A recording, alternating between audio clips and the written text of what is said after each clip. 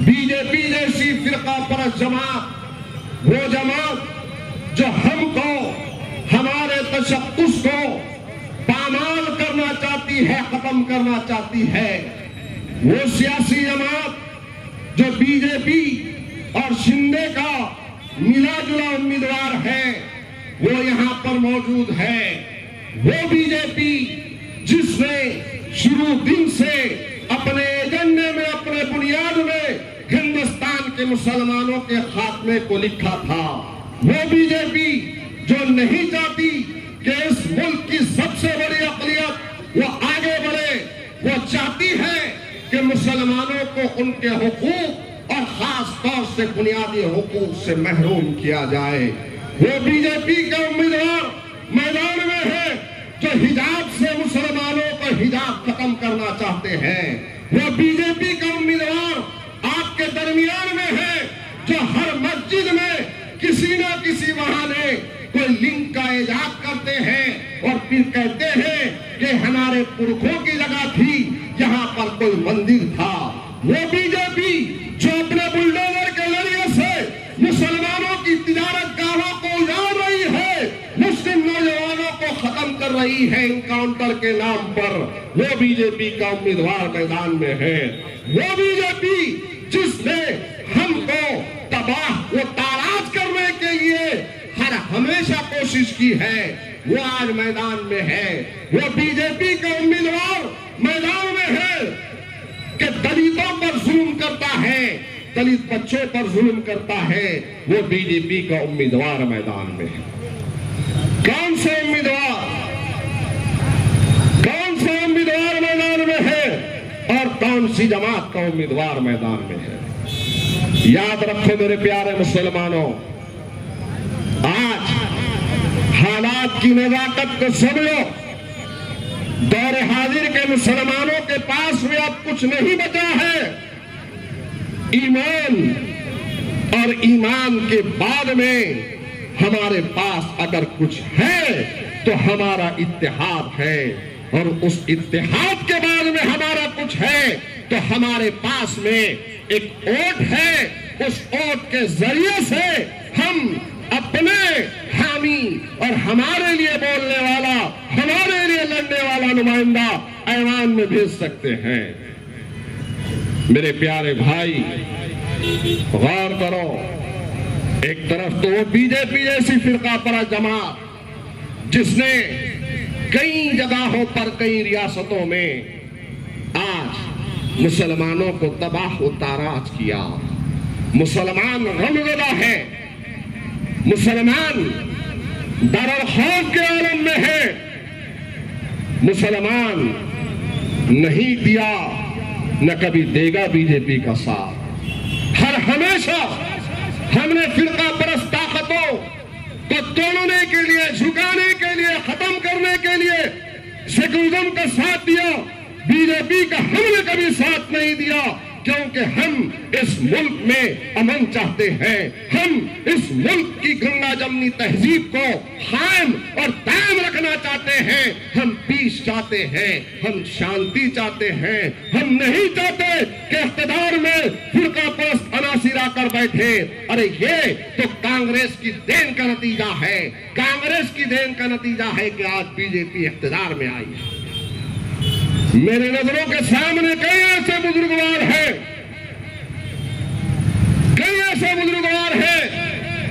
और हिंदुस्तान के मुसलमानों ने और हमारे बुजुर्गों ने कभी भी बीजेपी का साथ नहीं दिया।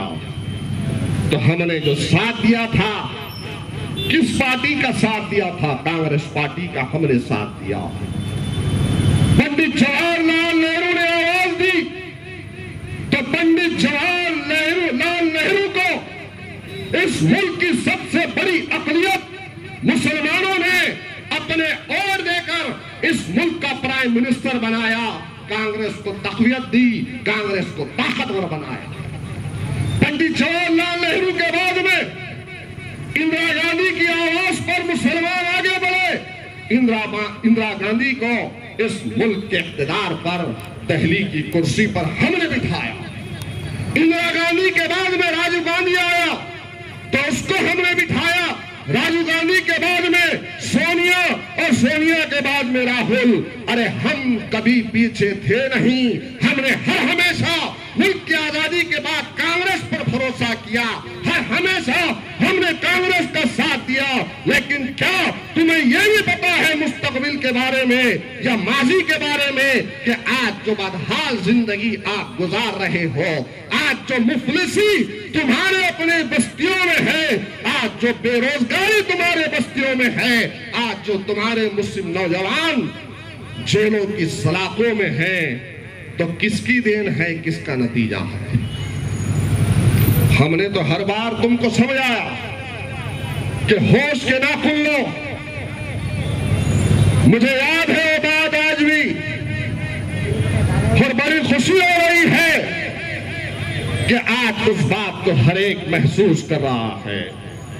हिंदुस्तान की आजादी के बाद बड़े बड़े मजहबी रहनुमाओं ने, दानिशवरान इस्लाम ने फैसला लिया कि हमको जरूरत नहीं है किसी और जमात बनाने की, हम कांग्रेस का साथ देंगे।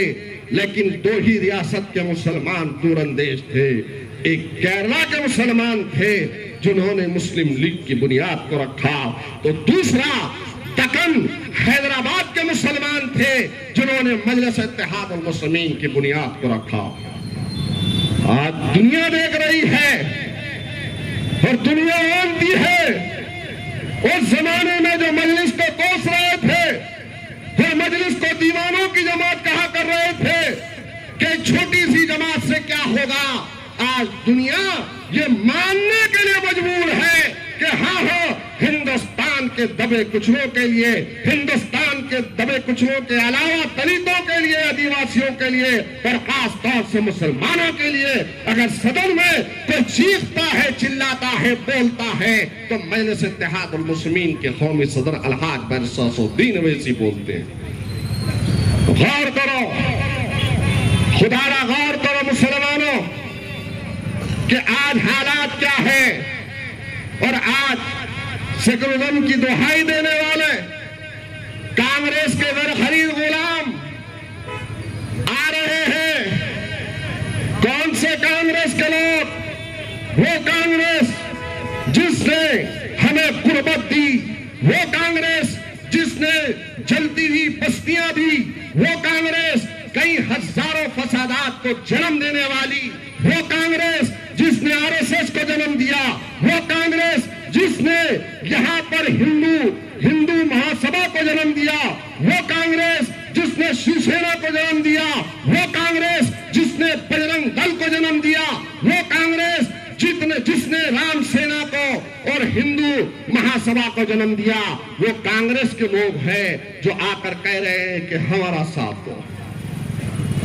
कौन सी कांग्रेस जिसके जमाने में सेक्टर कमेटी बनी?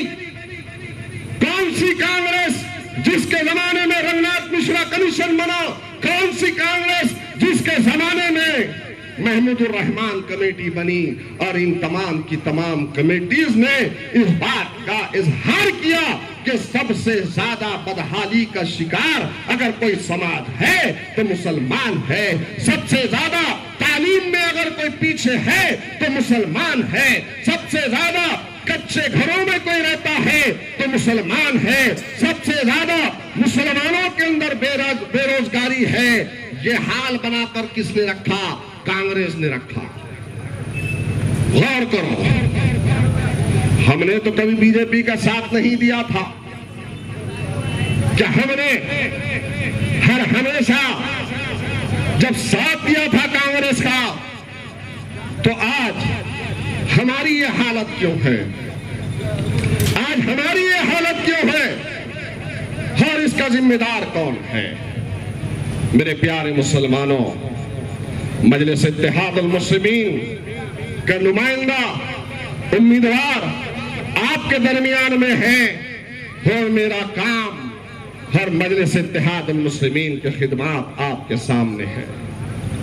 कौन कौन से कामों को, किन किन खिदमत को आपके सामने रखो, हर एक जानता है, हर नौजवान जानता है कि अगर नांदेड़ के किसी कोने में, नांदेड़ के किसी जिले में किसी मुसलमान पर किसी मुस्लिम बहन पर जुल्म हो तो सबसे पहला फोन उसके आसपास वाले कहते हैं अरे किसी को फोन लगाने से कोई फायदा नहीं है, सैयद मोइन को लगाओ, वो फौरी दौड़ कर चले आएगा।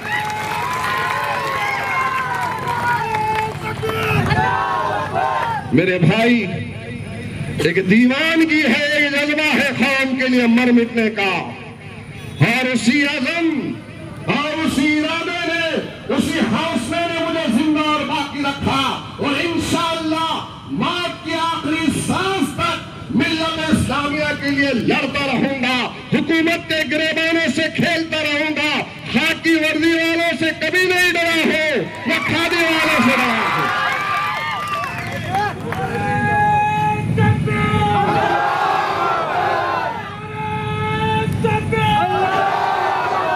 अरे डरने वाले कोई और होंगे, अरे कई केसेस हुए, कई मरतबा जेल में गया, लेकिन अल्हम्दुलिल्लाह आज भी आपके सामने ठहरा हो, मैं कभी जेल से खायफ हुआ हो, न डरा हो, फिरका परस्तों के सामने रात हो के दिन हो, दंगे फसाद में घुस जाता हो।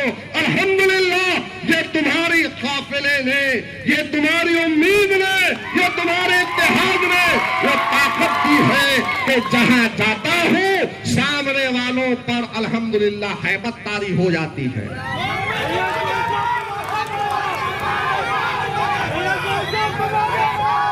कौन कौन से वाकयात याद दिलाओ, कितने वाकयात है, कौन से वाकयात याद दिलाओ, गौर करो। हालिया दिनों में गाड़ीपुरा में फसाद हुआ था, गाड़ीपुरा में फसाद हुआ। आज भी मुझे याद है कि उस रात की अंधेरी में एक हमारी बहन ने फोन किया और फोन कह रही थी कि मोइन भाई मेरे शौहर को चाकू से मारा गया है, खून बहुत बह रहा है, तड़प रहे हैं, बेहोशी तारी हो चुकी है और भाई तंगाई है, हाथों में तलवार है, हम निकलने से मजबूर हैं, हम नहीं आ सकते। तो अल्हम्दुलिल्लाह मैंने कहा कि मेरी बहन फिक्र करने की जरूरत नहीं है। उसके उस फोन के बाद में, उनके उन लड़के के फोन के बाद में, बच्चे के फोन के बाद में फौरी गाड़ी पूरे के उनके घर के सामने पहुंचने वाले का नाम सैयद मोइन है।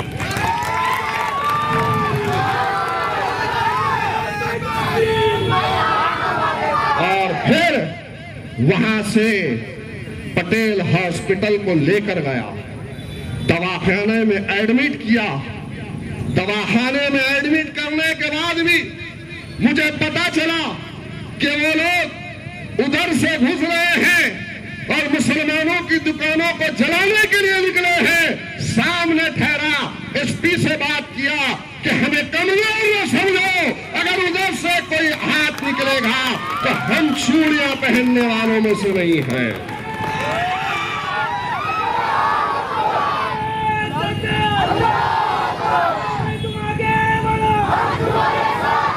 और यही नारा था, उस वक्त नारा दिया था उस अंधेरी रात में, इसी नारे को दिया था, नारे तकबीर अल्लाहु अकबर कहते हुए आगे बढ़ा था। तो लोग जब घर के बाहर दरवाजा खोल के निकले तो कहा कि तुम्हारे आने के बाद में हमें हिम्मत आई है। अल्हम्दुलिल्लाह वहां ठहर कर इतवारे पुलिस स्टेशन में जाकर उन फिरका परस्तों के खिलाफ में 307 मैंने दाखिल करवाई थी और भागने को उनको मजबूर किया था, जेल में जाने के लिए मजबूर किया था।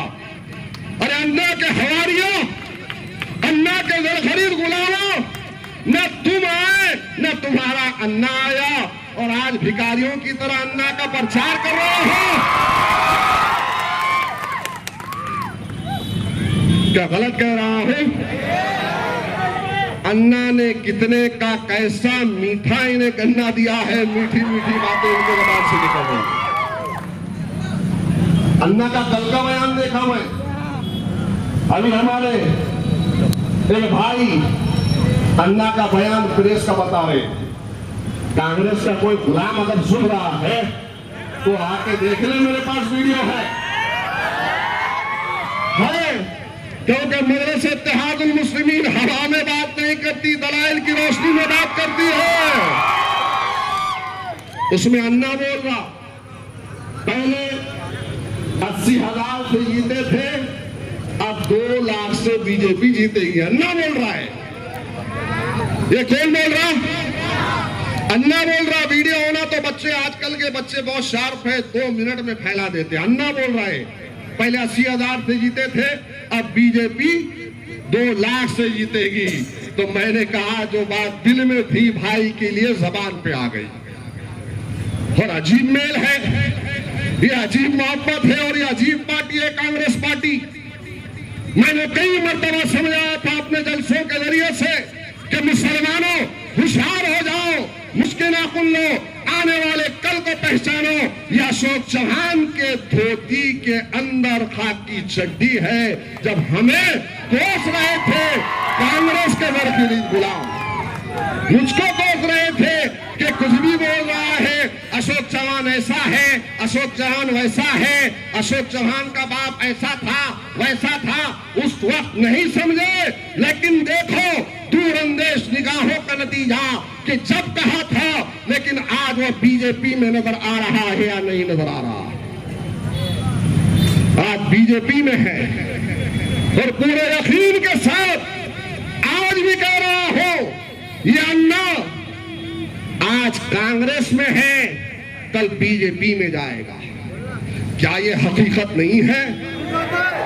क्या ये हकीकत नहीं है कि मुसलमानों के वोट लिया पिछली विधानसभा में, मुसलमानों के वोट लेकर जीता कांग्रेस पार्टी से, और 1 मर्तबा नहीं 2 मर्तबा वोट किसको डाला?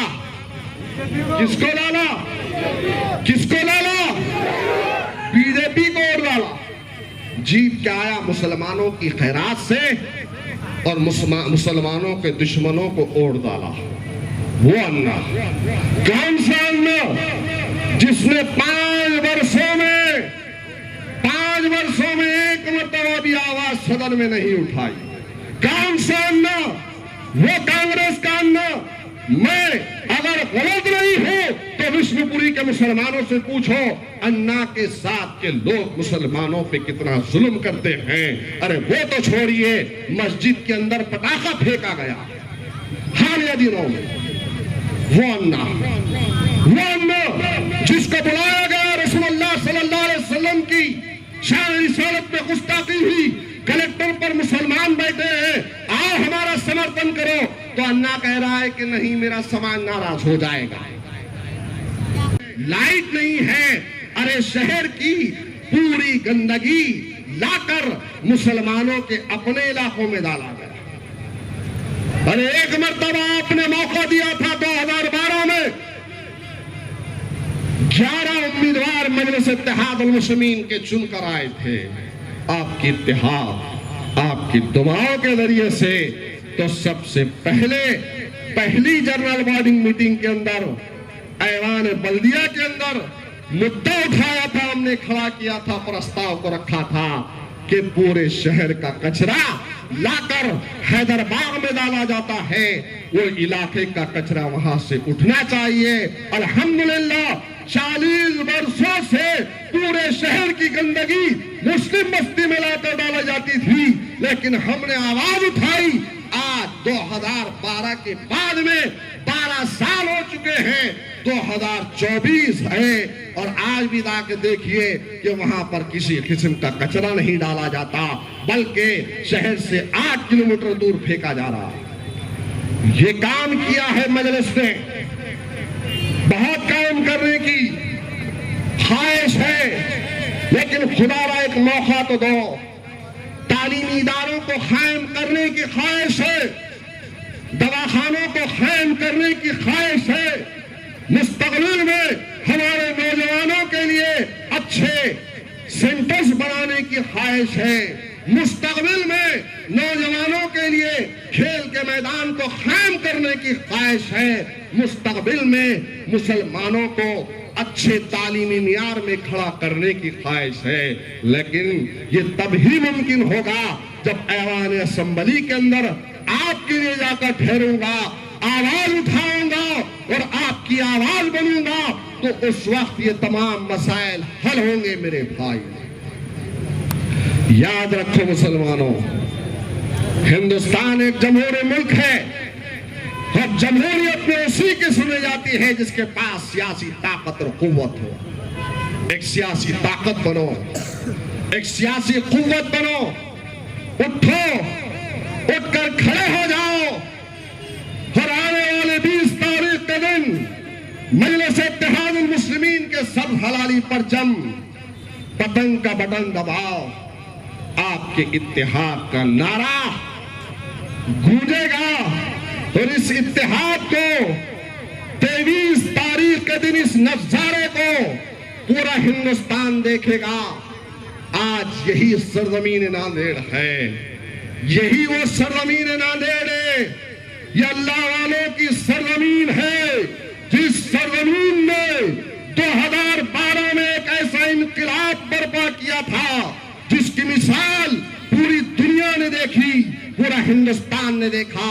ये इनकलाब मजलिस इत्तेहादुल मुस्लिमीन का आपका इत्तेहाद था, यह आपकी दुआएं थी, यह आपका साथ था कि जिस दिन आपने अपने इत्तेहाद का दामन थामकर मजलिस के सिपाहियों को ऐवान बल्दिया में भेजा था, उसी वक्त उस जमाने का ठाकरे ठहर कर कहता है कि ये कैसे कैसे लोग, हिरवा साहब का साल सोचो, कांग्रेस राष्ट्रवादी समाजवादी के मुसलमानों से इनको कोई तकलीफ नहीं है।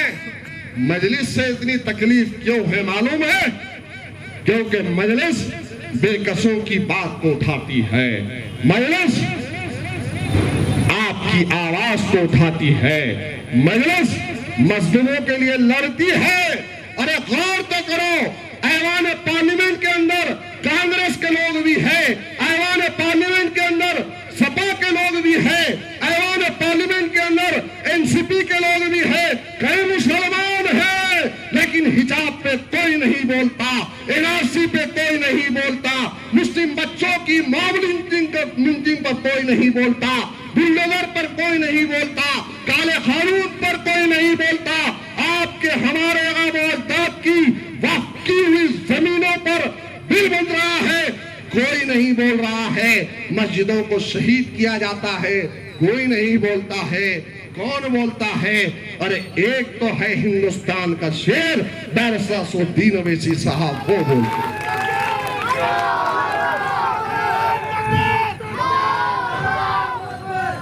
क्या आप नहीं चाहते, क्या आप नहीं चाहते कि ऐसी आवाज भी ऐवान असेंबली मुंबई में उठे?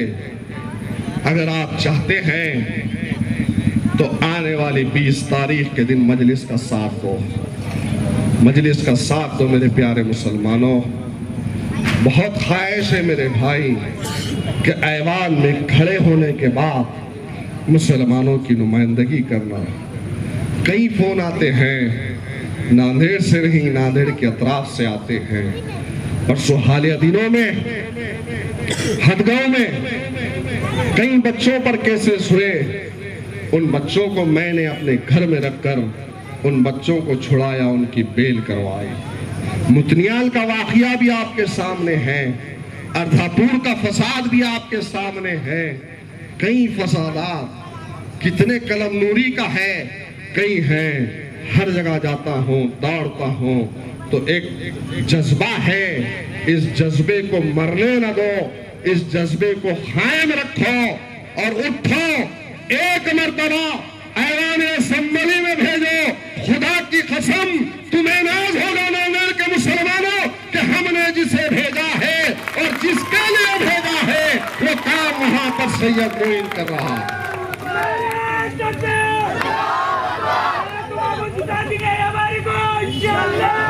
अल्हम्दुलिल्लाह, दौलत की अल्लाह ने कोई कमी नहीं दी है, शोहरत की कोई कमी नहीं दी है, लेकिन चाहता हूं कि आपकी आवाज बनूं और आपकी आवाज बनकर ऐवान में गूंजे। यही उम्मीद है।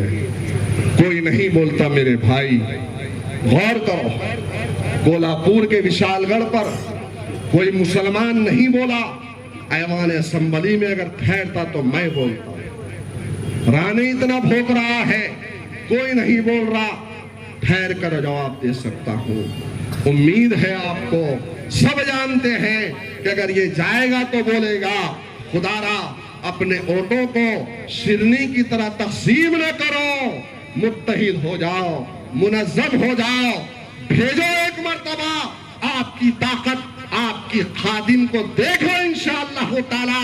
कैवान असम्बली मुंबई में जब पहुंचेगा तो नांदेड़ का नाम रोशन करेगा। आपके सरों को शर्मसार नहीं होने दूंगा, आपके सरों को झुकने नहीं दूंगा।